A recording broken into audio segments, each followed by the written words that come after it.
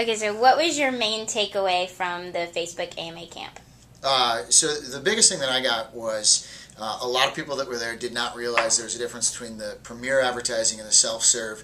And I think most people were under the assumption that you had to spend the $25,000 to be on the premier. So there is a cost affordable side of things to doing it.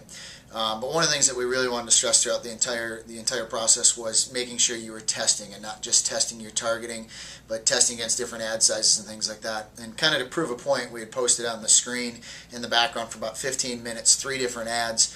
About 20 minutes into the presentation, we asked if anyone remembered any of those, and no one out of the 75 plus people that were there to listen about Facebook advertising actually remembered any of it. So the fact that we had a captive audience and none of them even recognized the ads was kind of really telling of how much you need to actually stand out, integrate, interact with your audience. And then the final thing that I'd say is really there's a bunch of new advertising that's coming out from Facebook, and I would focus on testing a lot of those. There's 7 different sponsored stories, and that would be a great spot for people just looking to get in to see how the different creatives work and how it works with your audience. So.